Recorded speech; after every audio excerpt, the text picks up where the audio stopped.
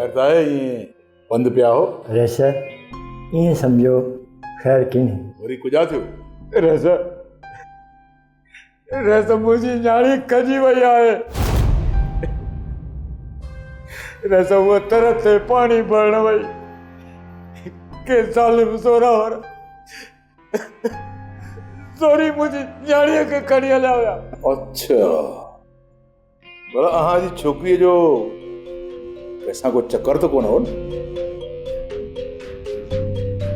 बाबा इन में परेशान थियण जी कहिड़ी ॻाल्हि आहे अक्सर ईअं थींदो आहे मालकनि खे ख़बर हूंदी कान्हे का छोकिरियूं ऐं छोरा इश्क में पूरा लॻा पिया हूंदा आहिनि।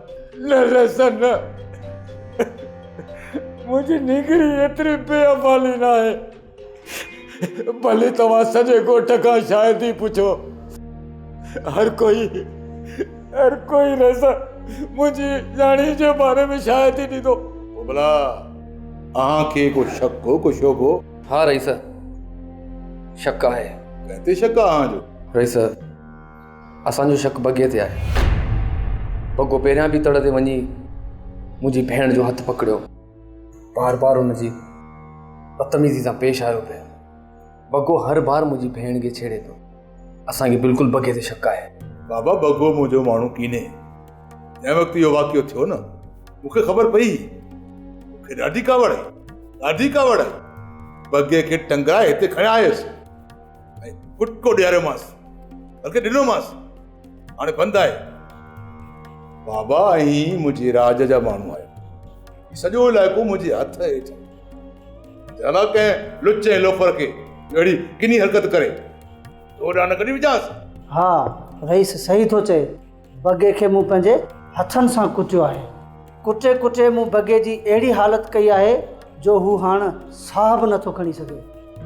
आंखे जेकॾहिं एतबार नथो अचे त अचो आउं तव्हांखे बगो ॾेखारियां। वञो वञी बगे खे ॾिसी पक करे अचो बाक़ी ॻाल्हियूं पोइ कंदासीं। कमदार वठी वञे।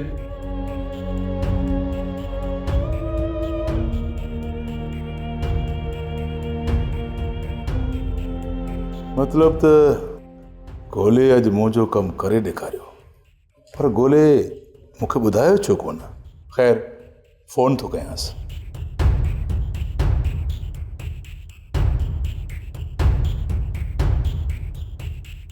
ॾिसी आयो माण्हू? हा साईं थी पक बरोबर रईस जे माण्हू ते असांखे शक हुयो उहो पर पोइ ही भला केरु थी सघे थो? रस असीं ग़रीब आहियूं तव्हांजी राज जा माण्हू आहियूं तव्हां असांजा वॾा आहियो कुझु न कुझु करियो रस कोशिशि कयो नींगरी वराए ॾियो।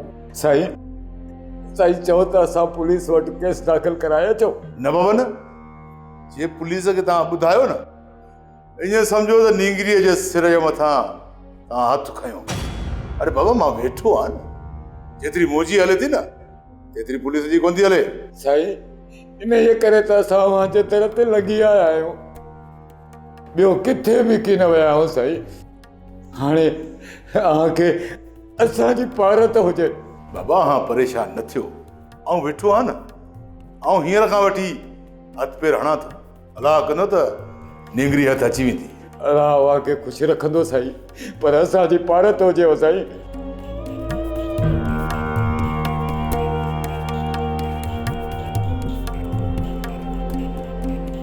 सब्सक्राइब कयो असांजो ऑफिशियल YouTube चैनल सिन टीवी HD ड्रामा ऐं वधीक अपडेट लाइ बेल आइकन खे क्लिक करियो।